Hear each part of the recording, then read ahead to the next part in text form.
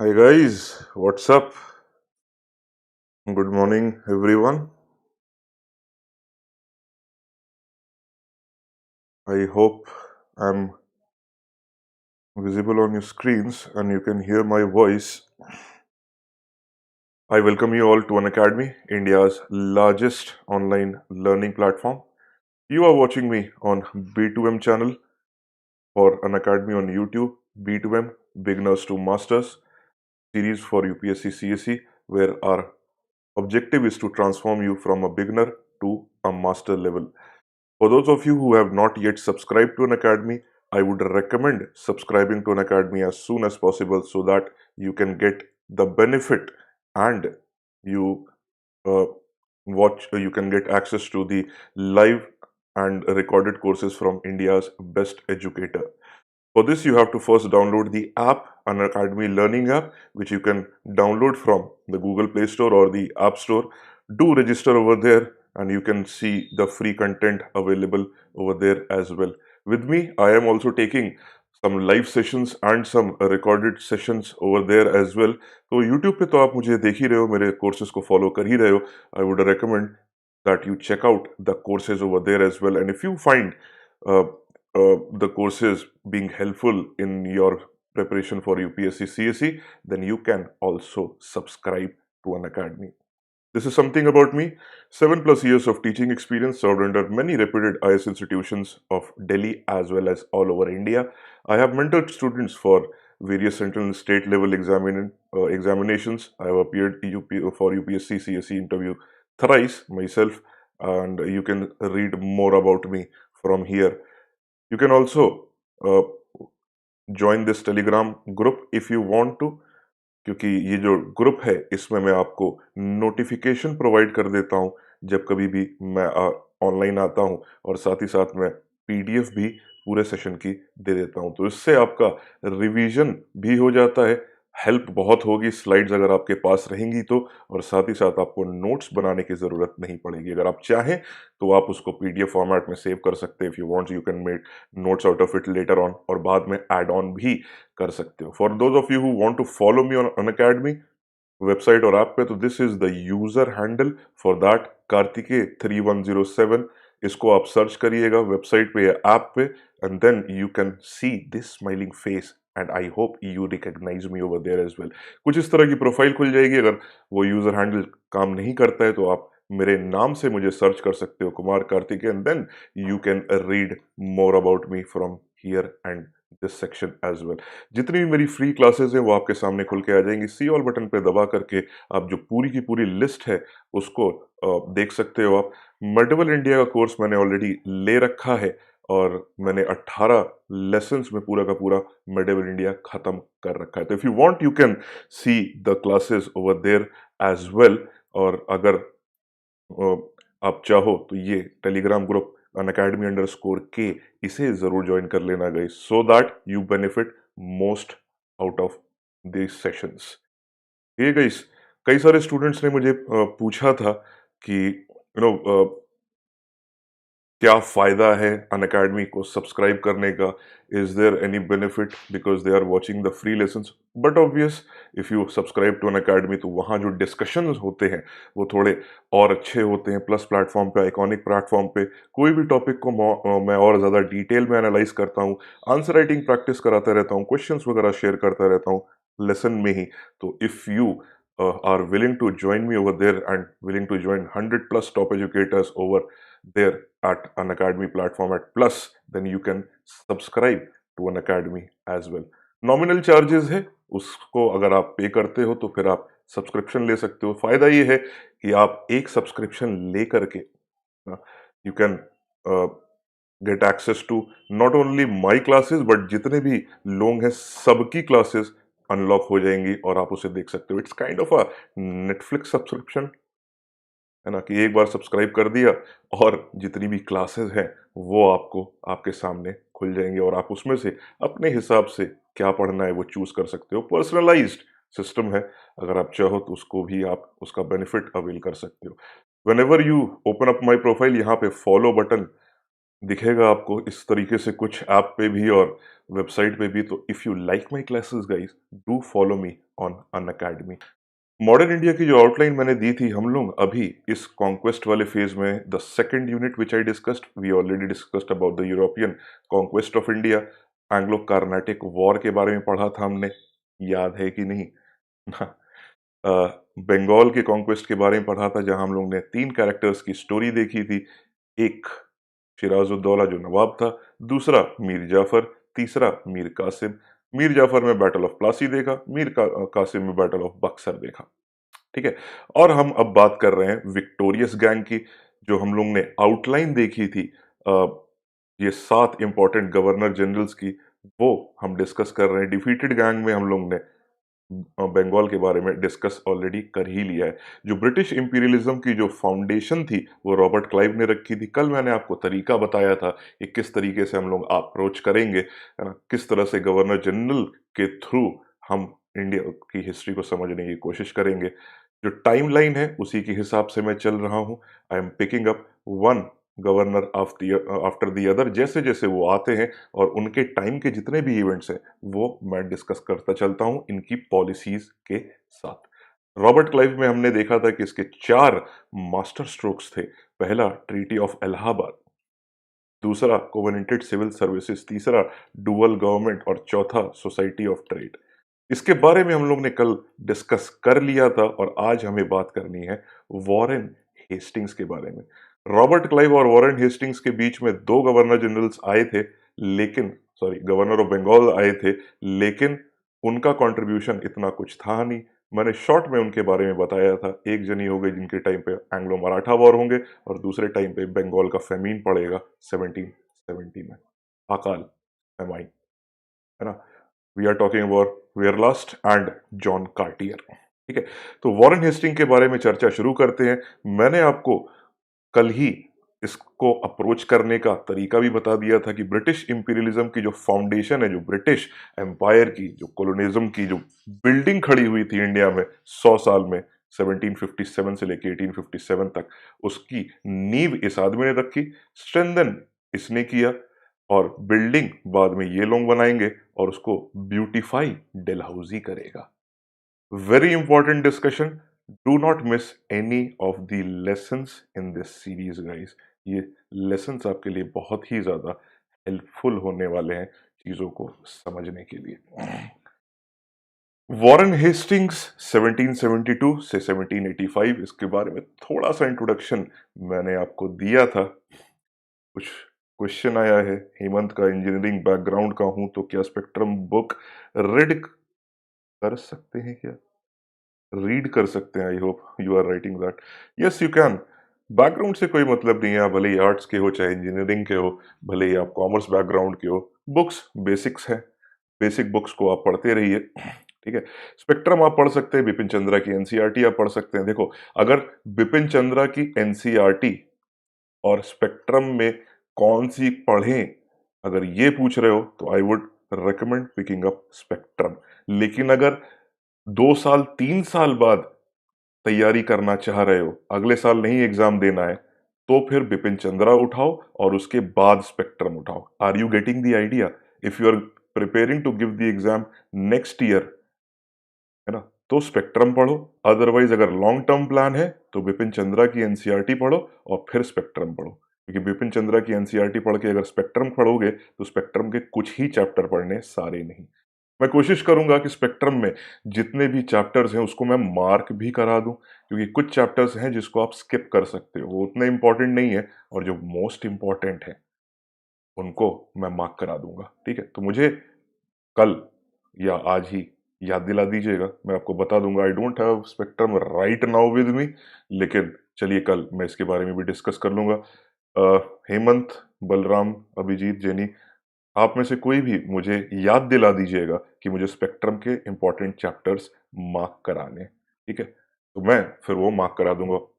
Hopefully आपने spectrum book खरीद ली है गाइस, है ना। ये मत करना कि मैं मार्क करा रहा हूं और आपके पास स्पेक्ट्रम है ही नहीं। अगर नहीं ली है तो कोई बात नहीं, ऑनलाइन डाउनलोड कर लो, लेकिन साथ साथ पढ़ते जरूर चलो। ठीक है।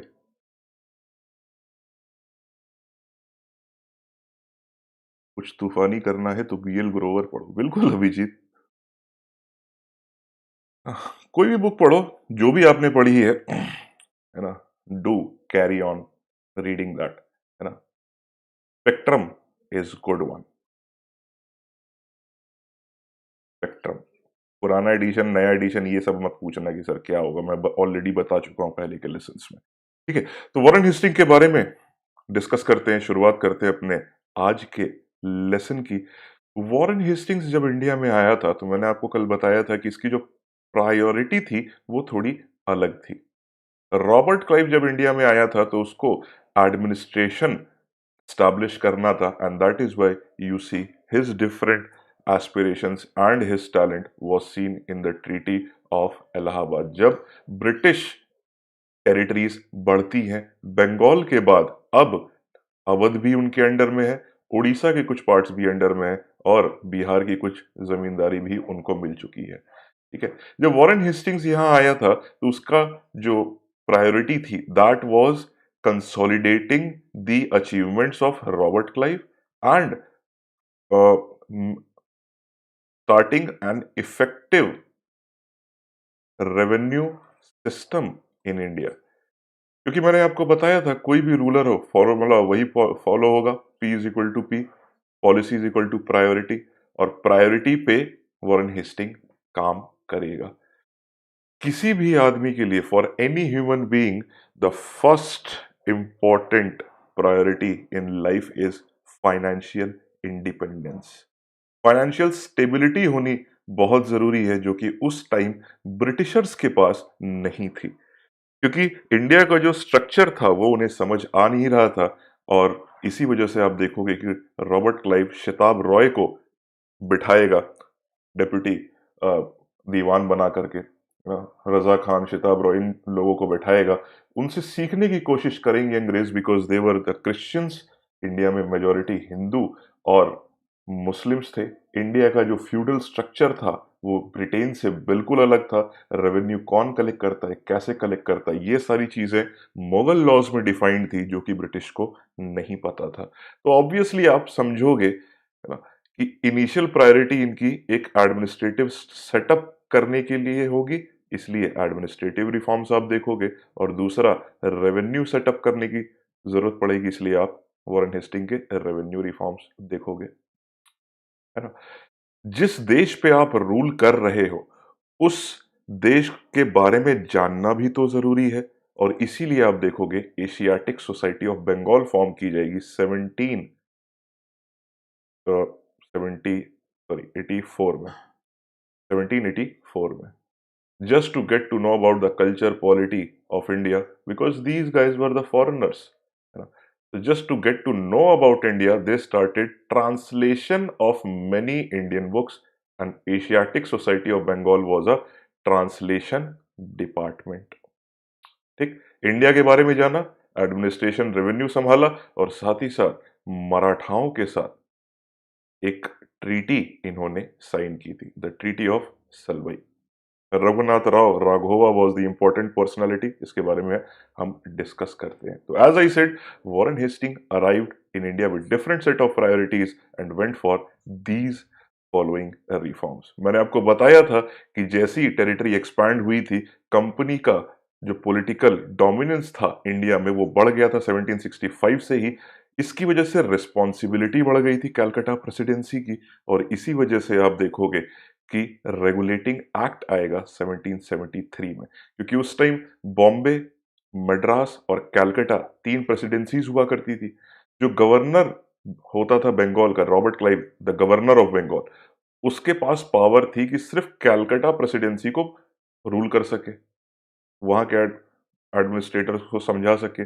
बॉम्बे और मद्रास को कंट्रोल करने की पावर गवर्नर्स को नहीं थी, गवर्नर ऑफ बंगाल को नहीं थी। क्योंकि गवर्नर ऑफ बंगाल की पावर बढ़ानी थी, इसलिए इस रेगुलेटिंग एक्ट में आप देखेंगे कि गवर्नर ऑफ बंगाल की जगह अब जो कोई भी आएगा वो गवर्नर जनरल ऑफ बंगाल का कहलाएगा। First governor of general of Bengal Warren Hastings, और जब वॉरेन हेस्टिंग्स गवर्नर जनरल बनते हैं बंगाल के, तो कैलकाटा के साथ मद्रास प्रेसिडेंसी और बॉम्बे प्रेसिडेंसी को भी वो प्रिसाइड कर सकते थे। ठीक है। As the responsibility of Calcutta presidency increased, Warren Hastings was made the first governor general of Bengal. ठीक है, याद रखना, कंफ्यूज मत होना, governor of Bengal Robert Clive, क्योंकि टेरिटरी थोड़ी सी बड़ी हुई इसलिए governor general of Bengal Warren Hastings, है ना, last governor of Bengal and first governor general of Bengal. ठीक है। And then Calcutta presidency now became the guardian of Madras and Bombay presidency. I hope ये चीज आपको समझ में आ गई है, यहां तक कोई भी कंफ्यूजन नहीं हुआ है। स्पेक्ट्रम में नोट्स भी दिए हैं, लास्ट में बिल्कुल दिए हुए हैं हर चैप्टर में, बिल्कुल बलराम, ये इसीलिए आपके लिए काफी अ, अच्छी साबित हो सकती है। एनसीईआरटी के साथ प्रॉब्लम क्या है कि एनसीईआरटी में अगर आप देखिए तो 60% चीजें जो है वो यूपीएससी से रिलेवेंट नहीं है। एनसीईआरटी में फैक्ट्स दिए हुए हैं, कहानियां दी हुई हैं जिसमें आप खो जाते हो, and that is why I am recommending Spectrum if you are targeting the next year exam, क्योंकि स्पेक्ट्रम में वो जो कोर चीजें हैं उसके ऊपर डिस्कशन किया है, एक भी चीज इररिलेवेंट नहीं है ना, majority of the things are being covered in a very beautiful way, और इसी वजह से मैं आपको स्पेक्ट्रम रेकमेंड कर रहा हूँ, रिवीजन वगैरह बड़ा आसान हो जाता है आपके लिए। ठीक है, तो फॉर्मूला सेम रहेगा इस आदमी के लिए, P is equal to P। आप मेडिवल इंडिया देख लो या मॉडर्न इंडिया देख लो या वर्ल्ड हिस्ट्री देख लो, प्रायोरिटी पे ही हर रूलर या किसी भी गवर्नर या किसी भी गवर्नमेंट को काम करना जरूरी होता है।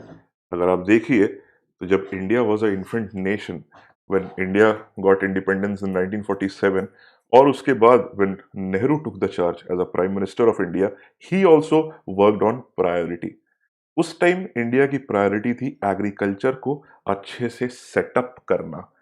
1947 के बाद you would see, because India was agrarian economy, agriculture dominant country, इसीलिए फर्स्ट 5 ईयर प्लान में देखोगे आप एग्रीकल्चर पे फोकस किया गया था। First second third Mahalanobis plan and all that, है ना, फिर इंडस्ट्रीज आ जाएंगी, फिर हैवी इंडस्ट्रीज आ जाएंगी, लेकिन that was not the scenario back then in Russia as well. जब जोसेफ स्टालिन रशिया में पावर में आते हैं, he started acting on his ambitions. He did not adhere to the priority of the time, he started acting on ambitions. अब क्योंकि compete करना था cold war में यूएस के साथ, इसलिए जोसेफ स्टालिन ने बोला कि हमने जो 100 साल में नहीं किया वो हम 10 साल में करेंगे, है ना। तो जैसे जो स्टूडेंट्स करते हैं ना, पूरे साल पढ़ाई नहीं की लेकिन 15 दिन में सब कुछ पढ़ डालेंगे, और उसके बाद होता क्या है, यू नो व्हाट हैपेंस, कुछ तूफानी करने की कोशिश करते हैं और तूफान में ही उड़ जाते हैं। जोसेफ स्टालिन ने भी ये गलती की थी, he did not act on priority of that time, Nehru did, and that no immaturity of Joseph Stalin led to the disintegration of USSR, है ना। अकबर भी जब आएगा, when Akbar would come and sit on the throne, तो उसके लिए भी एक प्रायोरिटी थी कि उसको रेवेन्यू स्टेबलाइज करना था और एडमिनिस्ट्रेशन स्टेबलाइज करना था, particularly in Bengal. And if you go through the Akbar period in Bengal, उसने एक टाइम एक चीज इंट्रोड्यूस की थी, दैट वाज मनसबदारी सिस्टम।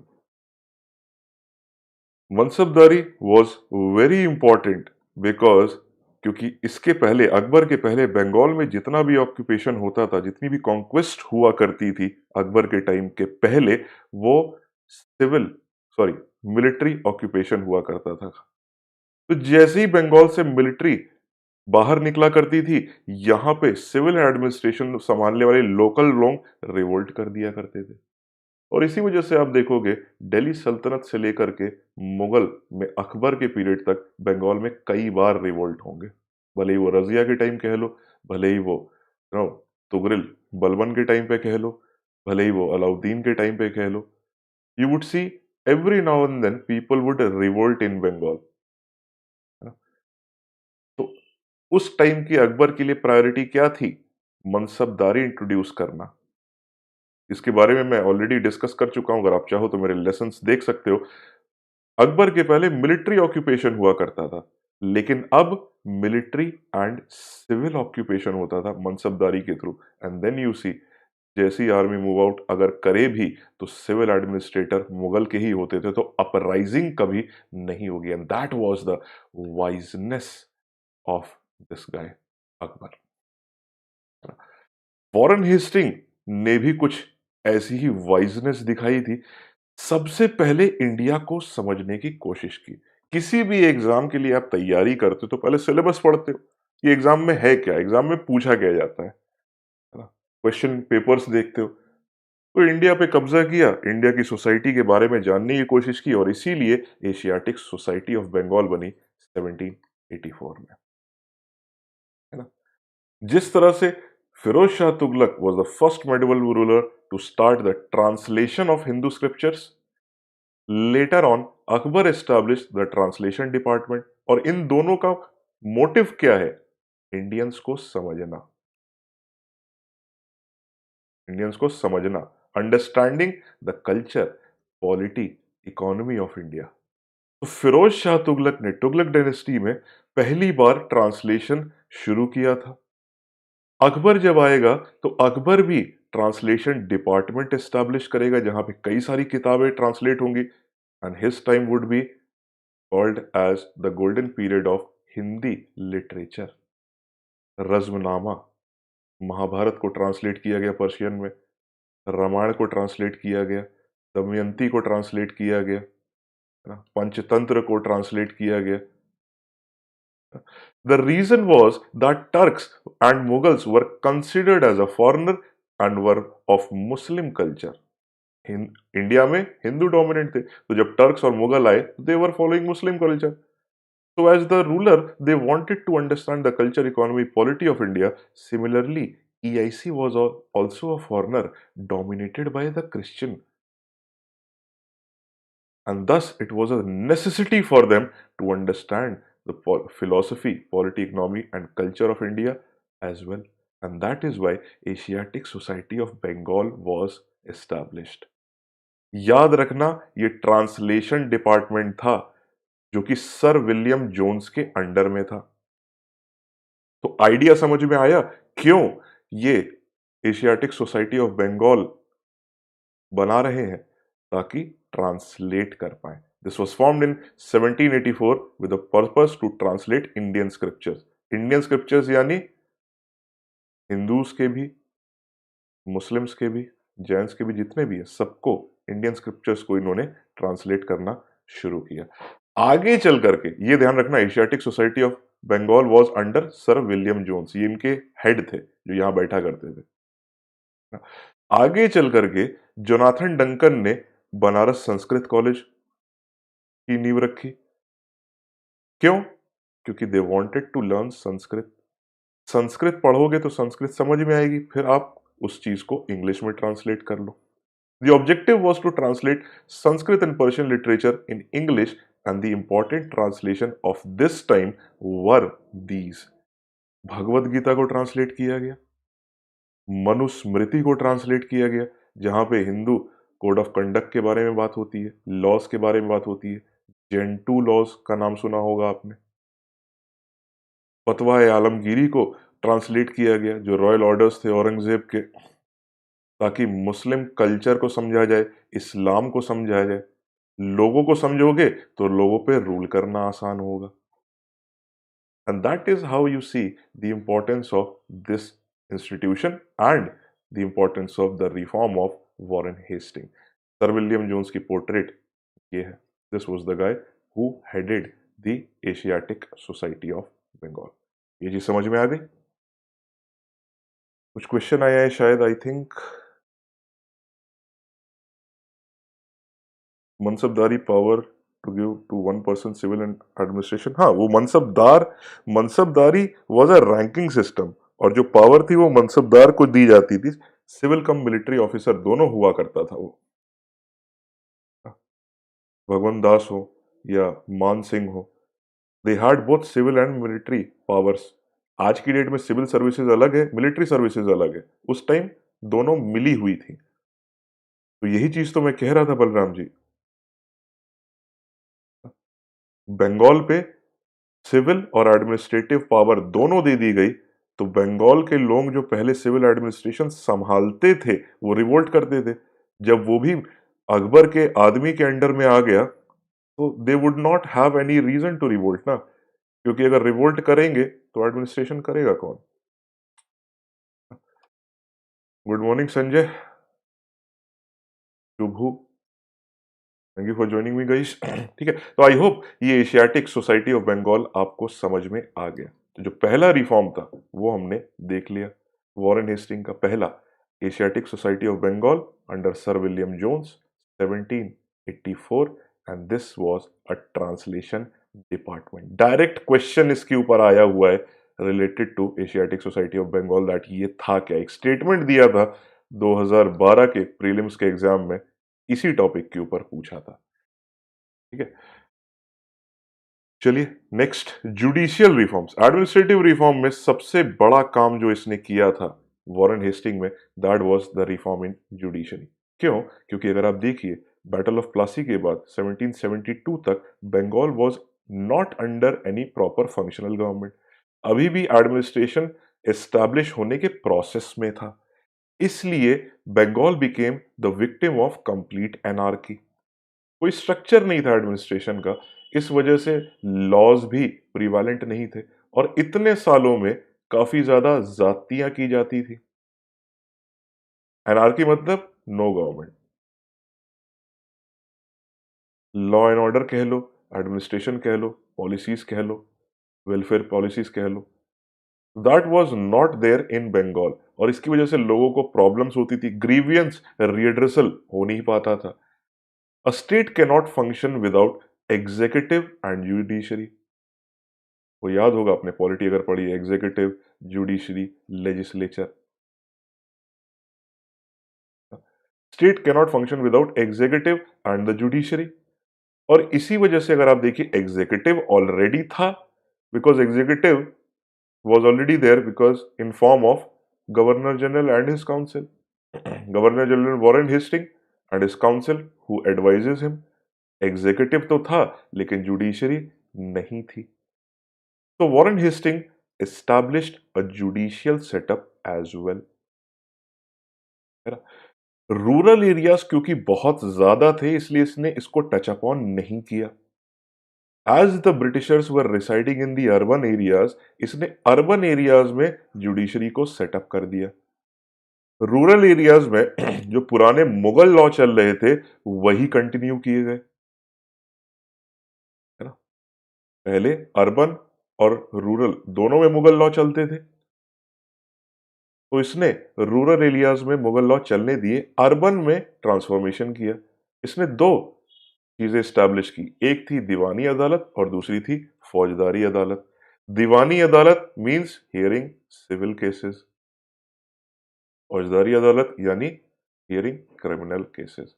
और ये जितने भी हुआ करते थे ये डिस्ट्रिक्ट में ये अदालतें खोली गई थी। आइडिया ये था कि लोगों को, जो लोगों का ग्रीवियंस है उसको एडहियर करें, उनको सुने। लेकिन क्या लगता है आपको, ये जितनी भी अदालतें खुलेंगी ये किसके फेवर में काम करेंगी? But obvious they would not function in the interest of Indians, they would function in the interest of the British, है ना। This is one of the most important things done by Warren Hastings. इसी judicial reform में आगे चल करके Cornwallis थोड़े और improvement लाएगा, है ना, इसको और हायरार्की का फॉर्म दे देगा। ठीक है, तो ये याद रखना कि पहली बार जुडिशियल रिफॉर्म्स कौन कर रहा है? Warren Hasting. क्या कर रहा है? ये दो चीजें बना रहा है। कहां पर? अर्बन एरिया में। तो रूरल रूरल एरिया में क्या है? Mughal laws are still dominant over there. ठीक है, तो हमने एशियाटिक सोसाइटी देख लिया, एडमिनिस्ट्रेटिव रिफॉर्म में जो मोस्ट इंपॉर्टेंट जुडिशियल रिफॉर्म था वो देख लिया। अब बात करते हैं रेवेन्यू की, मनी, पैसा। रेवेन्यू सबसे इंपॉर्टेंट था। If you remember the formula, E is equal to E, किसी भी गवर्नमेंट, किसी भी राजा के लिए इकोनॉमिक रिफॉर्म करना बहुत जरूरी होता है। अदरवाइज एडमिनिस्ट्रेशन वो संभाल नहीं पाएंगे, क्योंकि जब रेवेन्यू आएगी in the form of tax, तभी आप आर्मी बना सकते हो, तभी आप वेलफेयर पॉलिसी बना सकते हो, तभी आप सब्सिडी दे सकते हो, तभी आप रिफॉर्म्स कर सकते हो। तो रेवेन्यू वाज वेरी इंपॉर्टेंट, लेकिन उस टाइम पर इनिशियल स्टेज में जब ब्रिटिश यहां आए ही थे, इनके पास कोई इफेक्टिव रेवेन्यू सिस्टम था नहीं। अब बंगाल पे तो इन्होंने कब्जा कर रखा था, अवध पे भी इनका इनडायरेक्ट कंट्रोल था after the treaty of Allahabad. Orissa Bihar के टेरिटरीज भी इनके पास थी। They were involve also in the Carnatic regions, जो साउथ इंडिया का था ना, कार्नाटिक, है ना। और कार्नाटिक रीजन से ये मराठा और मैसूर स्टेट को टारगेट कर रहे थे। तो if you see, Britishers were involved in the North India as well as the Deccan and South, है ना। अब डेक्कन एंड साउथ में उतनी स्टेबिलिटी नहीं थी, क्योंकि Maratha were powerful and the state of Mysore was also powerful, and they were trying to play the victim game over here as well. King maker वाली philosophy यहां पे भी लगाने की कोशिश कर रहे थे।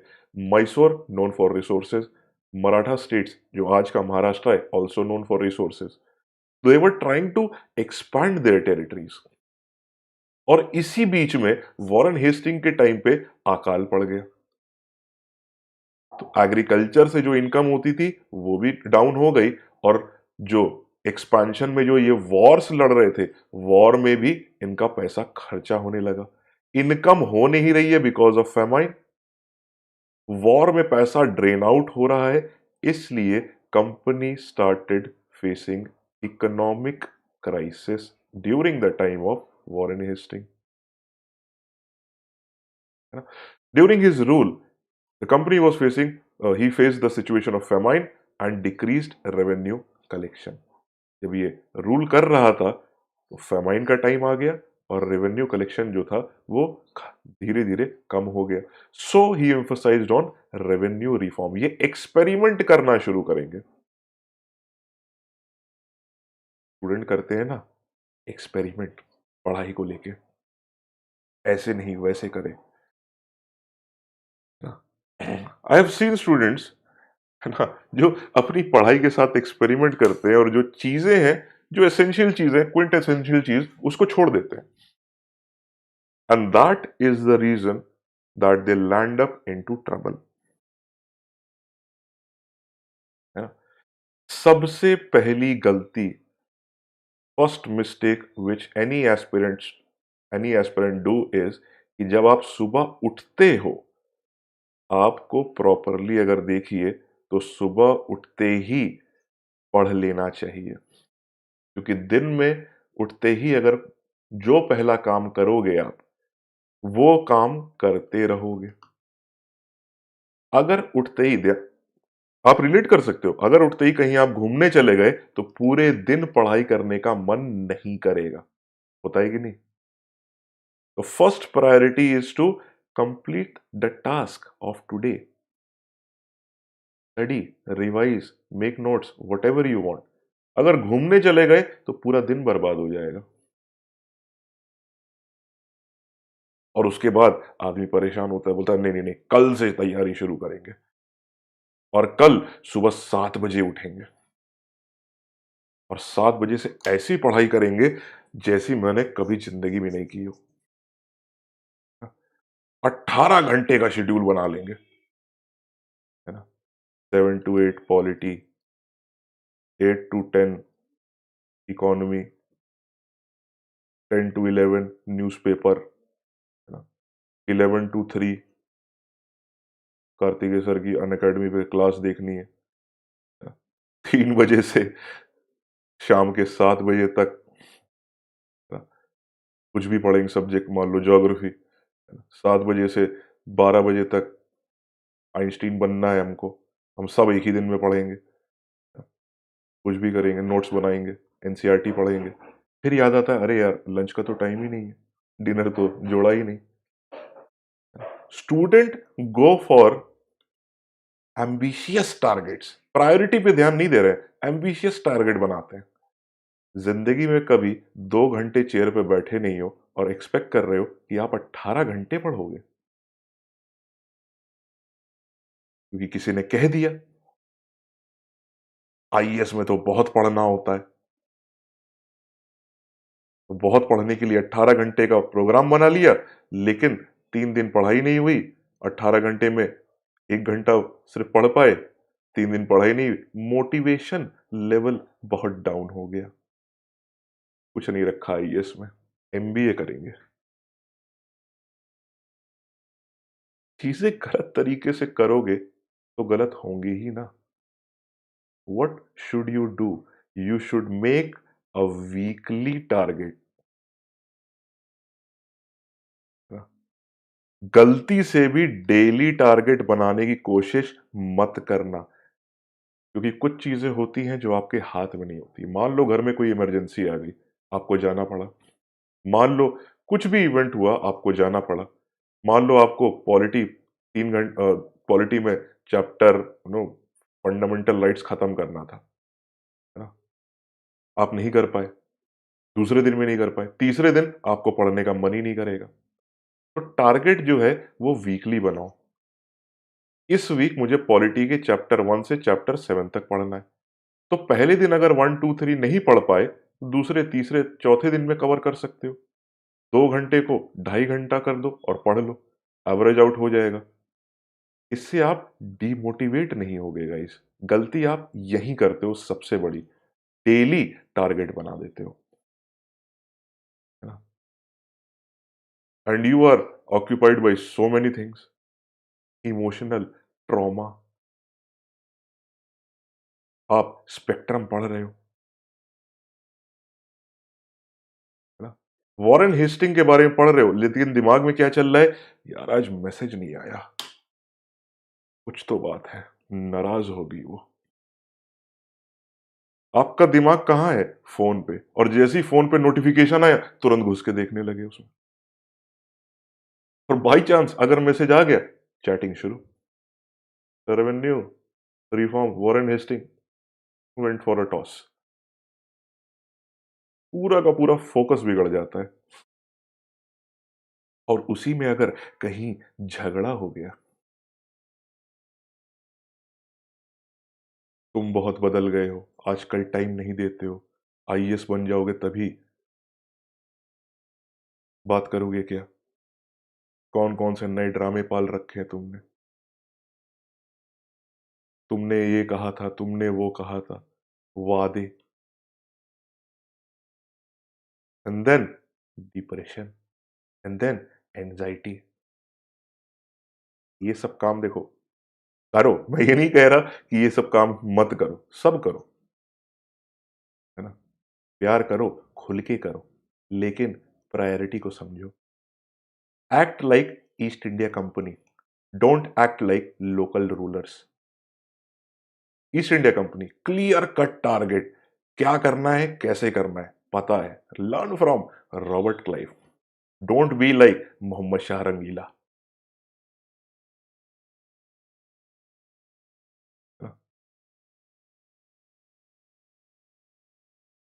फेमाइन का सिचुएशन है, रेवेन्यू कलेक्शन डिक्रीज हो रहा है, but obvious he would go for revenue reform.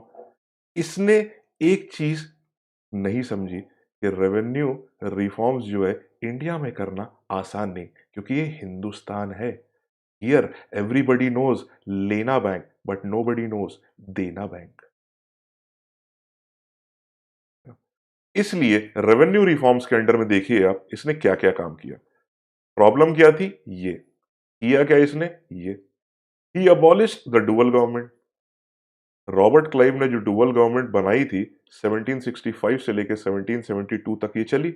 1772 में इसने डुअल गवर्नमेंट को अबॉलिश कर दिया। वो याद है ना? निजामत का राइट, डेप्यूटी निजाम, है ना? दीवानी का राइट, डेप्यूटी दीवान, उस चीज को इसने अबॉलिश कर दिया। And give the charge of collecting custom duty to the जमींदार।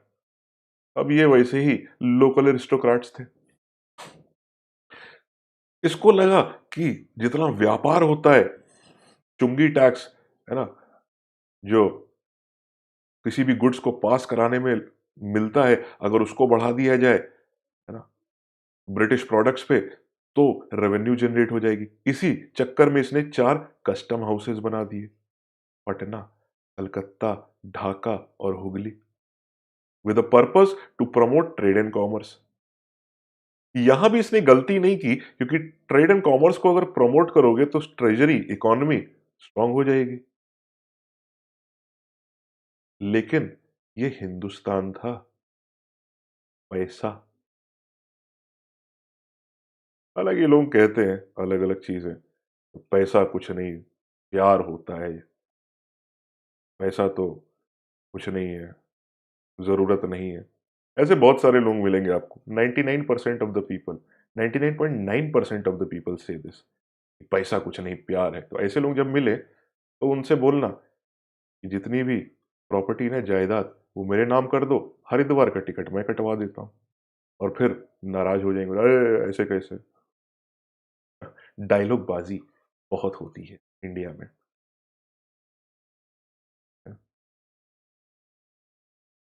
The company required huge amount of money. Company को बहुत पैसा चाहिए था, लेकिन रेवेन्यू डिक्रीज होती जा रही थी। इन्हें कुछ समझ नहीं आ रहा था पैसा कंपनी को चाहिए क्यों था। 3 चीजों की वजह से। पहला, स्टेबिलिटी इन बंगाल। जब तक पैसा नहीं होगा, तब तक स्टेबिलिटी कैसे होगी। आपको पैसा चाहिए एडमिनिस्ट्रेशन में, बिल्डिंग बनाने में, रिफॉर्म्स लाने के लिए। क्या चाहिए? पैसा। तो स्टेबिलिटी के लिए इन्हें पैसा चाहिए। दूसरा, एक्सपेंशन के लिए पैसा चाहिए। क्यों? क्योंकि अगर एक्सपैंड करना चाहते हैं तो लड़ाई करनी पड़ेगी, और लड़ाई में असला बारूद खरीदोगे, पैसा खर्चा होगा। तीसरी चीज जिसके लिए पैसा चाहिए था, they wanted to maintain themselves in world trade. India से अगर एक्सपोर्ट कर रहे हो तो शिप भी तो चाहिए, ट्रेड पासेस का पैसा तो होना चाहिए। बिजनेस कर रहे हो तो इनिशियल इन्वेस्टमेंट लगेगी कि नहीं। तो वर्ल्ड ट्रेड अगर करना है, इंडिया के प्रोडक्ट्स को बेचना है, तो पैसा चाहिए। एक्सपेंशन करना है तो पैसा चाहिए। स्टेबिलिटी बंगाल में चाहिए तो भी पैसा चाहिए। I hope you understand why the company needed huge amount of money. He tried to promote trade and commerce. He abolished the dual government, और सब कुछ अपने सर पे लेने की कोशिश करेगा कि भाई जमींदारों से कुछ नहीं होता, हम करेंगे ये खुद। Thus Warren Hastings established a board of revenue in 1773. ये पॉइंट याद रखना, बोर्ड ऑफ रेवेन्यू इंपॉर्टेंट है इकोनॉमिक रिफॉर्म्स में। बोर्ड ऑफ रेवेन्यू क्यों बना रहा है? क्योंकि इसको पैसे की जरूरत है। एक, he removed Shitab Roy and took charge of the revenue administration in his own hand. शिताब Roy कौन था? रॉबर्ट क्लाइव के टाइम पर ये अपॉइंट किए गए थे। He was the deputy diwan of Bengal. He use to guide Robert Clive कि यहाँ पैसा कैसे कलेक्ट करना है, किस तरह से करनी है चीज। याद है डेप्यूटी दीवान, डेप्यूटी नवाब? शिताब रॉय डेप्यूटी दीवान थे, जो रॉबर्ट क्लाइव को फाइनेंशियल मैटर में एडवाइस करते थे। उसको इसने भगा दिया कि तुमसे नहीं होता, हटो, हम खुद करेंगे सब। He took over the charge of revenue administration. तो एक चीज सोचिए, रेवेन्यू कलेक्शन का बर्डन जो है वो किसके ऊपर आ गया? ईस्ट इंडिया कंपनी के ऊपर। He also shifted the EIC treasury from Murshidabad to Calcutta. Murshidabad Bengal के नवाब की कैपिटल, वहीं ट्रेजरी EIC की भी थी। इसको उठा करके इन्होंने कलकत्ता में ट्रांसफर कर दिया था। तो he is experimenting in a lot many things, लेकिन ये भूल गए कि ये हिंदुस्तान है। And people in the Indian subcontinent love money. Warren Hasting started experiments in land revenue and he failed. इसने एक एस्टिमेट बनाया कि ये जो कस्टम हाउसेज मैंने बनाए हैं, ये सब चीजें, जमींदार हमको पैसा देंगे, ये कस्टम हाउसेज जो बना रहे हैं, इससे हमको 20 करोड़ रुपए मिलेगा। एस्टिमेट बनाया उस जमाने में कि 20 करोड़ रुपए हमें मिल जाने चाहिए। मिला कितना? 40 लाख। तो इसने सारे जमींदारों को बुलाया कि इधर आ, पैसा कहाँ है? तो जमींदारों ने बहाना मारना शुरू कर दिया कि अरे वो दिवाली आ रही थी, करवा चौथ था, तो बीवी के लिए गिफ्ट लाना था, तो पैसा खर्च हो गया, पैसा तो नहीं है। बच्चों ने पटाखे खरीदने थे, तो पैसा सब, फेस्टिवल है, त्योहार है, त्योहार में पैसा नहीं दिया जाता है, हमारे यहाँ ट्रेडिशन है। धनतेरस में सिक्के खरीदे, पैसा तो खत्म हो गया। वॉरेन हेस्टिंग को समझ में ही नहीं आया यहाँ चल क्या रहा है। He did not understand that people knows लेना bank but they don't know देना बैंक। ऐसा निकलवाना हिंदुस्तान में किसी से बड़ा ही मुश्किल काम है, और अगर आप सेल्समैन हैं तब तो आपकी जिंदगी भगवान भरोसे। ठीक है, तो इसने काफी रिफॉर्म करने की कोशिश की, है ना, एक्सपेरिमेंट करने की कोशिश की, लेकिन ये फेल हो गया। The company treasury was also getting drained as they were involved in local wars. कहां पर? मराठा के साथ और मैसूर के साथ। They had opened the true fronts in Maratha and Mysore states in 1780s, which increased the financial burden. तो situation आप समझ रहे हो, फेमाइन का पीरियड है, इनकम हो नहीं रही है, एग्रीकल्चर प्रोड्यूस मार्केट में नहीं जा रहा है, इनकम आ नहीं रही है। ठीक, रेवेन्यू एक्सपेरिमेंट्स कर रहे हैं जो फेल हो गए, और वॉर में पैसा ड्रेन होता जा रहा है। But obvious EIC was facing financial bankruptcy now. अब पैसा है नहीं, बैंकरप्ट हो रहे हैं, इसीलिए कंपनी ने लोन मांगा 10 लाख पाउंड का from the bank of England. जैसे ही लोन के लिए अप्लाई किया, British crown was in tension. क्योंकि अगर आप याद करो, जो मैंने एग्जाम्पल दिया था वो मोदी जी वाला और रिलायंस वाला और वो ऑस्ट्रेलिया वाला, Modi ji would pass an order and give permission to Reliance to operate in Australia. तो मुकेश अंबानी जा करके यहाँ कब्जा करेंगे और रिसोर्स डिप्लीट करेंगे, कोलोनाइजेशन। एग्जाम्पल याद है वो वाला, हाइपोथेटिकल एग्जाम्पल। अब यहां से जो पैसा कमाएंगे 90% रिलायंस का होगा और 10% मोदी जी का होगा। I am just taking an example. तो मोदी जी का भी फायदा और मुकेश अंबानी का भी फायदा। तो मुकेश अंबानी ने प्रॉमिस क्या किया था कि हम आपको 10% अपने प्रॉफिट में से देंगे, इसीलिए इन्होंने इनको चार्टर दिया। उसी तरीके से east India company was a group of private merchants. इनको क्वीन एलिजाबेथ ने चार्टर दिया था कि इंडिया में जाओ और ट्रेड करो। फायदा क्या था? ईआईसी 90% अपनी जेब में रखेंगे प्राइवेट मर्चेंट्स, और 10% क्राउन को दे देंगे। The merchants of EIC they promise to pay some amount to them.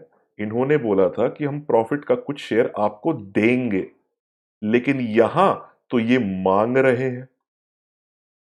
तो क्राउन वॉज इन टेंशन कि तुम लोग वहां जाके कर क्या रहे हो। If you can imagine the scenario, instead of paying Modi ji, Mukesh Ambani wants a loan of 1,000 crores. Modi ji tension में आ जाएंगे, भैया तुम कर क्या रहे हो ऑस्ट्रेलिया में? Are you getting the point? Analysis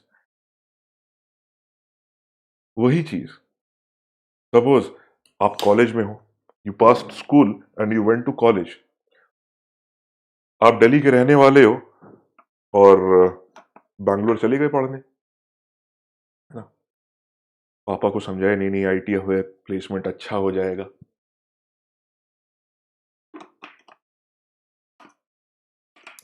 और जब आप गए बैंगलोर, तो पढ़ाई के सिवा जितनी भी चीज होती है आपने सब करनी शुरू कर दी, है ना।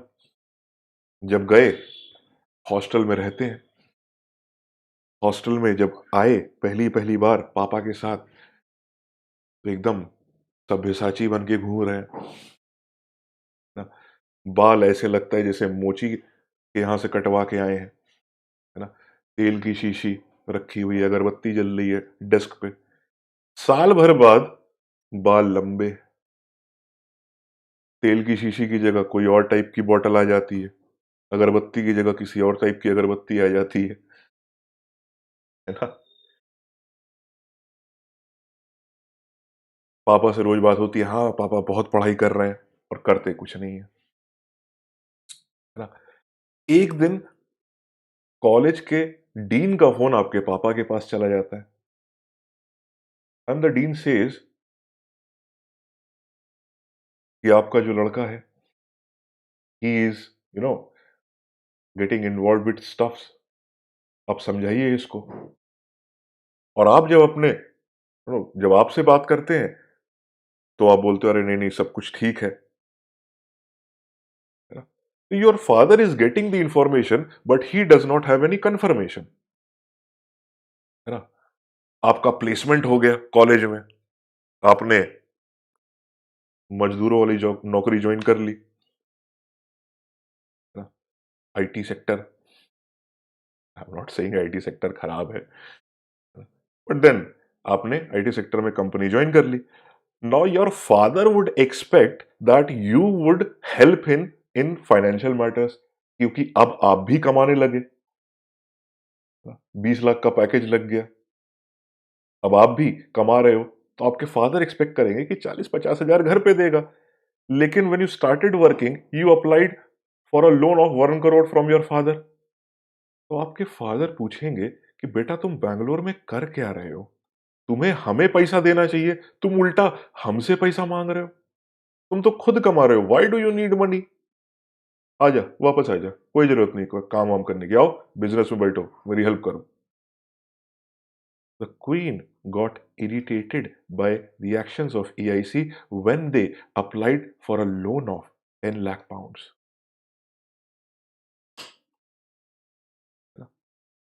फिर आपके फादर ने फोन किया अपने दोस्त को, बैंगलोर में जो रहता है, और बोला कि जरा जाके देखो ये क्या करता है वहां, 1 करोड़ रुपए मांग रहा है मुझसे। And जो अंकल हैं वो आपको फॉलो करने लगते हैं, और आप बार में घूम रहे हो, डिस्क में जा रहे हो, घुमा रहे हो, घूम रहे हो, and you are caught red-handed. So, but obvious when your father would get to know about your activities in Bangalore, he would put some restrictions on you. घर से अब कोई पैसा नहीं मिलेगा, कोई लोन नहीं मिलेगा, नथिंग। तो उसी टाइप के रिस्ट्रिक्शंस कंपनी के ऊपर भी लगा दिए गए कि तुम लोग कर क्या रहे हो इंडिया में। और वो रिस्ट्रिक्शंस क्या थे? रेगुलेटिंग एक्ट ऑफ 1773 में कंपनी को वॉच करने के लिए बोर्ड ऑफ डायरेक्टर्स जितने भी थे, अब देखोगे दो चीजें रहेंगी। इनिशियली कोर्ट ऑफ डायरेक्टर्स, जो कि जो ईआईसी के मर्चेंट्स थे उनकी बोर्ड मीटिंग थी, तो ईआईसी को ये हैंडल करते थे, है ना। जब से ईआईसी बनी थी 1600 से, मर्चेंट्स जो मिल करके बनाए थे, they use to attend these board meetings, rich merchants. जब ये चीज हुई तो ईआईसी को रेगुलेट करने के लिए ब्रिटिश क्राउन ने बोर्ड ऑफ कंट्रोल बना दिया 1774 में। Board of control was establish to monitor these court of directors and the EIC in India. तो आप देखोगे court of directors and board of control, they are like CBI, जांच कर रहे हैं कि क्या चल रहा है इंडिया में। तो ये चीज किसके कंट्रोल में? Court of directors are working in interest of EIC, board of control is working on the behalf of the crown. I hope ये चीज समझ में आ गई है आपको कि कोर्ट ऑफ डायरेक्टर क्या होते हैं, बोर्ड ऑफ कंट्रोल क्या था। Board of control was kind of a watch dog over the directors of the EIC. जब वॉच करना शुरू किया गया इनको, तो फिर ये थोड़ा सा स्ट्रीमलाइन हुए थे। रेगुलेटिंग एक्ट ऑफ 1773 की वजह से ये बॉडी बनी थी, because there was a need to watch the actions of the company in India. Are you getting the point, है ना। So when the company asked for a loan of 10 lakh pound from the Bank of England, this gave an opportunity to the British Crown to keep an eye on the achievements of the company in India. This led to the arrival of Regulating Act 1773 and later on the Pitt's India Act 1784, जिसको मैं आगे चल करके detail में discuss करूंगा when I would be discussing all the acts at once. ये समझ में आई? Warren Hasting, East India Company. ठीक। जो चौथी चीज वॉरेन हेस्टिंग ने की थी that was the treaty of Salbai 1782 ना। पहला रिफॉर्म देख लिया, जुडिशियल रिफॉर्म देख लिया, रेवेन्यू रिफॉर्म देख लिया जो फेल हो गया था इनका, और चौथी चीज अब ट्रीटी ऑफ सेलबई। ठीक है। Initially, Warren Hastings dismissed the Treaty of Surat 1775 because of the unpopularity of this man, Raghunath Rao Raghova. But then, with the arrival of French contingent in Pune, the company was again suspicious and continued raging the Anglo-Maratha War, despite the French help to the Maratha. Company in 1780 opened a front with Hyder Ali in Mysore, which created more trouble for EIC as the company was involved in handling the two powers at the same time, as I told you.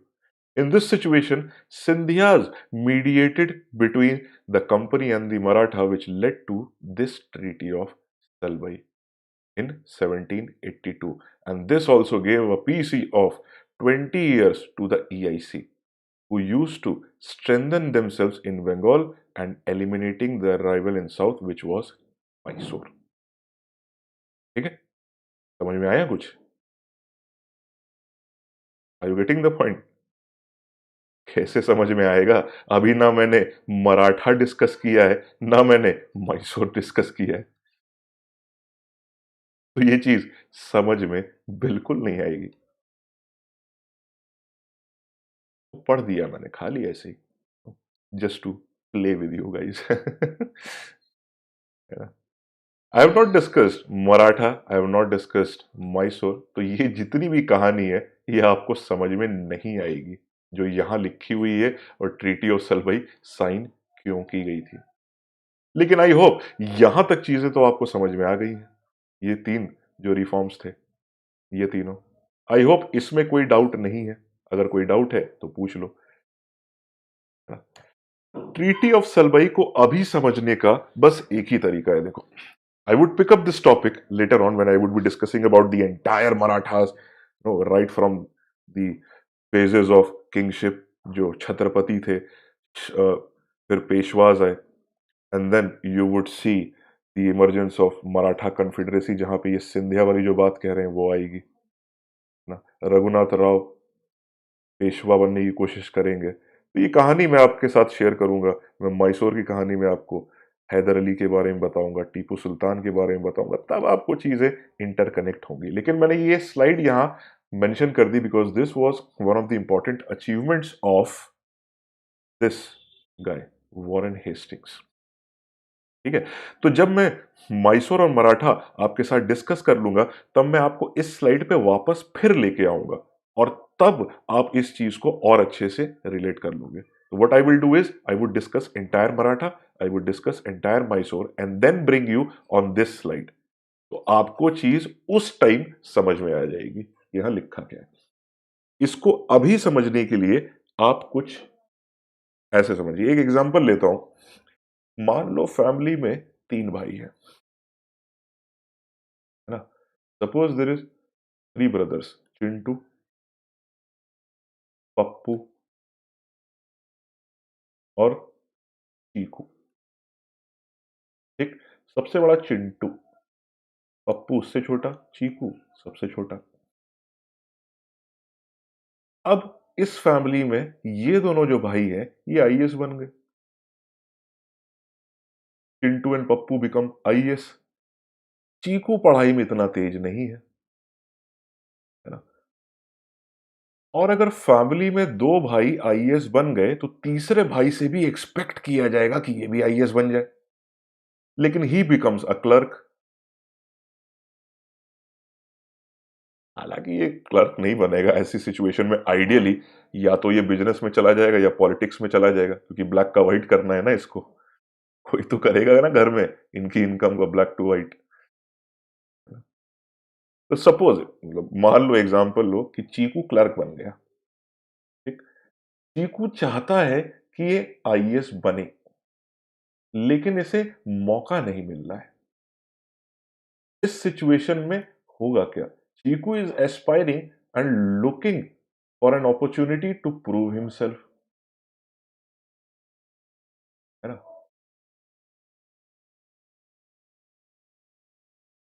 He is looking for an opportunity to prove himself कि हम भी अपने भाइयों से कम नहीं है। है ना? चिंटू समझ लो कैलकाटा प्रेसिडेंसी, कैलकाटा। पप्पू समझ लो मद्रास प्रेसिडेंसी, और चीकू समझ लो बॉम्बे प्रेसिडेंसी। ठीक। अब कैलकाटा प्रेसिडेंसी पावरफुल थी, क्यों? क्योंकि स्टेट ऑफ बंगाल एस्टैब्लिश हो गया। मद्रास प्रेसिडेंसी पावरफुल थी क्योंकि कर्नाटक पे कब्जा हो गया, तो ये दोनों तो आईएएस बन गए। लेकिन बॉम्बे के पास अभी कोई ऐसी अचीवमेंट थी नहीं, because they were trying to handle the Maratha और सक्सेस मिल नहीं रही थी। Are you getting the point? Calcutta presidency powerful, Madras presidency powerful, but Bombay presidency was looking for an opportunity to prove that they are also good. है ना? जब ये सारी कहानी चल रही थी, तो उस टाइम बॉम्बे प्रेसिडेंसी में भागते हुए एक आदमी आया, रघुनाथ राव। और आकर के अंग्रेजों से कहा कि हुजूर, सुना है आप राजा बनाते हैं। बोले हाँ हाँ, आजा आजा, कौन है? बोले कि साहब मुझे पेशवा बनना है। बोले बहुत अच्छी बात, बना देंगे, आजा, पैसा लेके आया है, कब? सिट बैठ, चाय लेगा, कॉफी लेगा, क्या लेगा, ठंडा गरम? Raghunath Rao was a contender of Peshwaship. Madhav Narayan Rao उस टाइम पेशवा था, और ये पेशवा बनना चाहता था। तो company got a traitor. Company को ये लगा, जो डुप्ले गेम नहीं खेलता था हैदराबाद में, निजाम के बाद के जो दो बेटे थे, मुजफ्फर जंग और अ, नासिर जंग। तो कंपनी को लगा कि माधव नारायण राव जो है ये पेशवा है, रघुनाथ राव को सपोर्ट करते हैं और इनको मरवा देते हैं, तो मराठा सीट ऑफ पावर पे ये बैठ जाएगा, तो मराठा भी हमारे अंडर में आ जाएंगे और बॉम्बे प्रेसिडेंसी का भी नाम हो जाएगा। Are you getting the point? इसलिए इन्होंने एक ट्रीटी कर ली इस आदमी के साथ, ट्रीटी ऑफ सूरत 1775, कि हम तुम्हें हेल्प करेंगे। द आइडिया वॉज, ये काम कर कौन रहा है? Bombay presidency. The idea was to give power to Raghunath Rao and replace and kill the Peshwa who is sitting on the throne back then. इसको हेल्प करें, पेशवा इसको बना दें, और ये फिर हमें इकोनॉमिक, पॉलिटिकल और बाकी सारे गेन्स देगा। इस मोटिव से बॉम्बे प्रेसिडेंसी ने इसके साथ एक ट्रीटी साइन कर ली। लेकिन बाद में पता चला कि Raghunath Rao is a ill reputed man, और मराठा एक्चुअली में इसके कंट्रोल में नहीं है, मराठा इनको सपोर्ट कर रहे हैं। तो कंपनी को जब ये चीज पता चली, तो why would they want to sign a treaty with this ill reputed man, जिसका कोई मतलब ऐसा कोई सपोर्टर ही नहीं है? क्योंकि सपोर्ट बहुत जरूरी होता है रूलर के लिए, और रघुनाथ राव अगर सपोर्ट नहीं है तो रघुनाथ राव को बना करके फायदा क्या? इसलिए वॉरेन हेस्टिंग्स ने, ये लाइन पढ़ो, इसलिए वॉरेन हेस्टिंग ने ट्रीटी ऑफ सूरत को डिसमिस कर दिया कि कोई ट्रीटी नहीं हुई है तुम्हारे साथ, हमारा कोई रिलेशन नहीं तुम्हारे साथ, भागो यहां से, निकलो, नालायक आदमी। है ना? लेकिन तभी क्या हुआ? फ्रेंच आने लगे,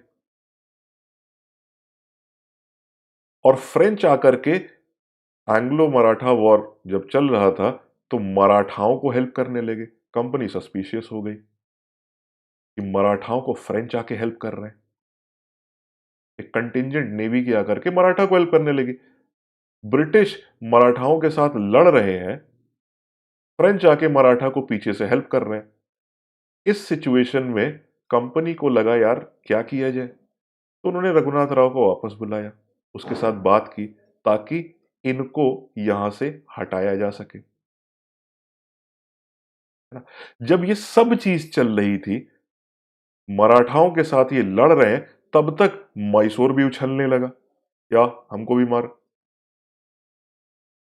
तो company opened a front with Hyder Ali in Mysore also. Anglo Maratha war चल रहा है, इशू सॉल्व नहीं हुआ, फ्रेंच इनको हेल्प कर रहे हैं और मैसूर भी राइज करने लगा। तो कंपनी अब इनके साथ भी इन्वॉल्व है, इनके साथ भी इन्वॉल्व है।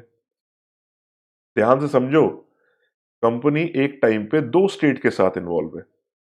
तो या तो आप ये करो या तो ये करो, अदरवाइज होगा कुछ नहीं, ना ये होगा ना ये होगा। इसलिए कंपनी ने सिंधियास की हेल्प ली, जो कि मराठाओं के दोस्त थे। सिंधिया मराठाओं के दोस्त थे ये। कंपनी इनके पास गई और इनसे बोला कि कुछ करिए सर, हम दो फाइट्स एक साथ नहीं कर सकते। तो सिंधिया ने इनको समझाया कि रुक जा, अभी नहीं, बाद में मारना, है तो बदतमीज लेकिन अभी रुक जा। और एंग्लो मराठा वॉर में मराठाओं ने, देयर वाज अ डील, और 20 साल के लिए ये शांत हो गए। और 20 years there was no war. 20 साल के लिए ये शांत हो गए। तो ये चीज जब शांत हुई, तो ब्रिटिश किस पे फोकस करेंगे? मैसूर पे। ये चीज जब शांत हुई 20 साल के लिए, तो कौन सी ट्रीटी से हुई? सलवई 1782, है ना। सिंधिया ने हेल्प की, मराठा शांत हुए बाय द ट्रीटी ऑफ सलवई 1782, जो कि साइन किसने करवाई थी? वॉरेन हेस्टिंग ने। जब ये फ्रंट कूल डाउन हुआ, तो उन्होंने सारा का सारा ध्यान मैसूर पे लगा दिया, टीपू सुल्तान हैदर अली को हैंडल करने के लिए, to strengthen themselves in Bengal and eliminating their rival in Mysore.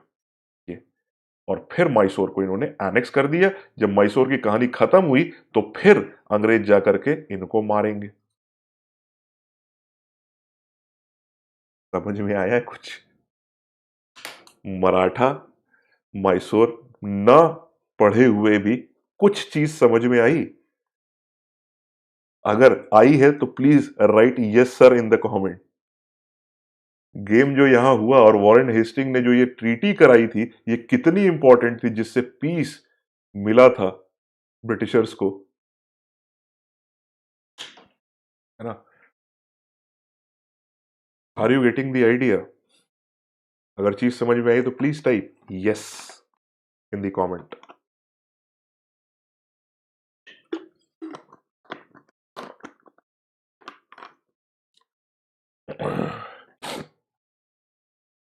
चीजें देखो, समझना आसान है और हिस्ट्री है बड़ी आसान। मैंने आपको मराठा का कुछ नहीं बताया, मैंने आपको मैसूर का कुछ नहीं बताया, लेकिन स्टोरी आपको समझा दी, है ना। और अगर आप ये स्टोरी समझ गए हो, तो आपको इसकी इंपॉर्टेंस समझ में आ गई होगी। बाकी जब हम लोग डिस्कस करेंगे, जब मैं पूरा मैसूर और मराठा खत्म कर दूंगा, मैं इस स्लाइड पे वापस लेके आऊंगा आपको, और आपको दिखाऊंगा, और तब जब आप पढ़ोगे तो आपको एक एक वर्ड समझ में आएगा। अभी बस ये पप्पू, चिंटू और चीकू की कहानी समझ लो, है ना। बंगाल, मद्रास एंड कलकत्ता प्रेसिडेंसी, ठीक है। तो ये चीजें, these things, these reforms were done by this guy. Translation department, judicial setup, revenue system which failed, and a very important treaty with the Maratha which gave them peace for 20 years so that they can target Mysore and annex them in 1799 later on. ठीक है। कुछ चीजें इसने और की थी। There were some things related to Warren Hastings, तो कुछ फैक्ट्स भी हैं जो आप जानना चाहोगे। यूपीएससी देखो ये फैक्ट्स नहीं पूछेगी, लेकिन आपको पता होना चाहिए कि वॉरेन हेस्टिंग ने और क्या किया था। He fought the following Wars. Anglo Mysore war करेगा ही, क्योंकि फ्रंट खोला हुआ है। मराठा वॉर, जिसको ट्रीटी ऑफ सलवई के बाद शांत कर दिया गया था। रोहिल्ला वॉर भी इसने किया था। तो इसके टाइम पे ये 3 मेजर वॉर हुए थे। He abolished Dastak, which became the pain of Nawab of Bengal, which became the pain for Robert Clive. इसने इसको अबॉलिश कर दिया पूरी तरह से। रॉबर्ट क्लाइव जब था तो इमीडिएट प्रायोरिटी थी कि अपने लोगों को खुश करना, अपने जितने भी ऑफिसर्स थे उनको खुश करना, तो उसने सोसाइटी ऑफ ट्रेड बना करके चीज को उस टाइम के लिए संभाल लिया। जब चीजें सेटल डाउन हुई तो इसने दस्तक को अबॉलिश कर दिया। दस्तक याद है ना, ट्रेडिंग पास। दस्तक को अबॉलिश किया और एक यूनिफॉर्म टैरिफ 2.5% का लगा दिया on all goods to regulate internal and external trade both. क्योंकि दस्तक अगर हटाओगे तो नुकसान होगा, नुकसान के बदले इसने कुछ वाट लगा दिया, सपोज जैसे जीएसटी लगा दी, ताकि नुकसान कवर हो जाए। यूनिफॉर्म टैरिफ लगा दिया, सम surplus which was going into the treasury to just regulate internal and external trade both. तो यहां से थोड़ा थोड़ा पैसा आने लगेगा। He also introduced the prepaid postage system in India. Prepaid courier होता है, प्रीपेड स्पीड पोस्ट, वो तो खैर बहुत बाद में डेवलप हुआ है। लेकिन उस टाइम पर बंगाल के अंदर, अब ब्रिटेन में तो ये सब चीजें चलती थी, तो यहां पे भी इंट्रोड्यूस कर दिया।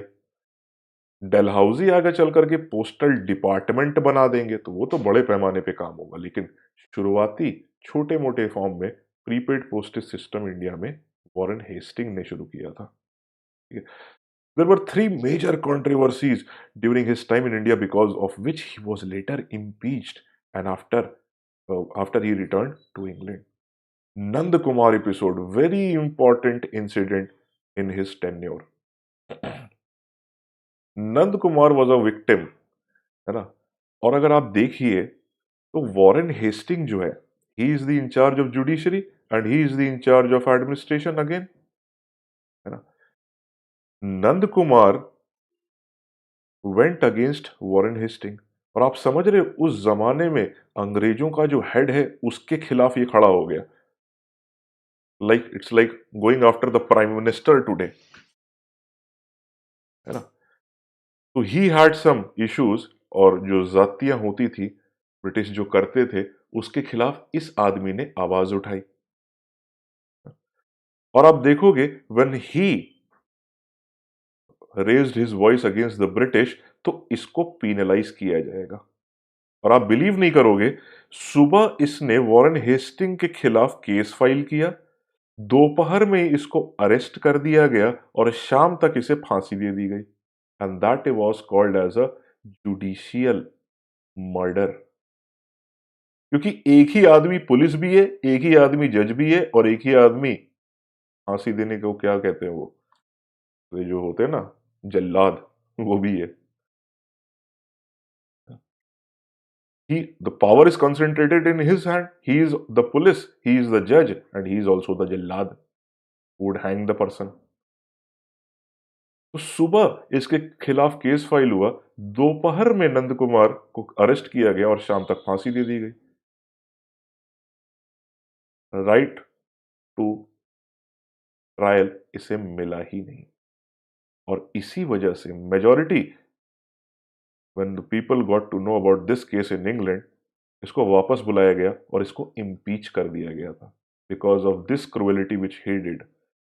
चैत सिंह के साथ का जो केस था वो भी बड़ा पॉपुलर हुआ, बेगम ऑफ अवध अफेयर, यहाँ पे बेगम के राइट्स के बारे में बात हो रही थी। तो ये कुछ कंट्रोवर्सीज थी इसके टाइम पे जो कि हुई, और बाद में that was very detrimental to his image in India, and when he went back he was impeached later on in England. ठीक है, इनके ऊपर भी ट्रायल लगा था। जब ये इंग्लैंड में पहुंचे तो ये देखिए वो पोर्ट्रेट बनी हुई है, जहां पे ब्रिटेन में बैठ करके इसको इम्पीच जब किया गया, है ना, तो जो सुनवाई इसके खिलाफ हुई थी वॉरेन हेस्टिंग के खिलाफ, उसकी ये पोर्ट्रेट है।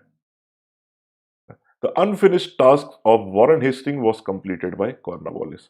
कौन सा unfinished task? Revenue settlement, that was finished by Cornwallis, है ना। अब वॉरेन हेस्टिंग्स को अगर आप देखो तो 1772 से लेके 1785 तक था। ये सब डेट वेट याद मत रखना, लेकिन ध्यान रखना टाइम पीरियड क्या है बस। अंदाज रहना चाहिए कौन पहले आया कौन बाद में आया। ठीक है, वॉरेन हेस्टिंग इस टाइम पीरियड में थे। ठीक, कॉर्नवालिस आए थे 1786 से 1793 तक। ठीक, तो ये 85 और ये 86, तो बीच में एक साल कौन था? ये आदमी था, सर जॉन मैकफरसन। लेकिन इसका कोई अचीवमेंट नहीं था, ही डिड नॉट डू एनीथिंग। एक साल के लिए आया, क्या कर पाएगा बेचारा, यही चीज मैनेज करता रहा, है ना। तो वॉरेन हेस्टिंग को अगर आप मोटा मोटा देखिए, तो इसने जो काम किए थे, है ना, translation department very important, judicial setup very very important.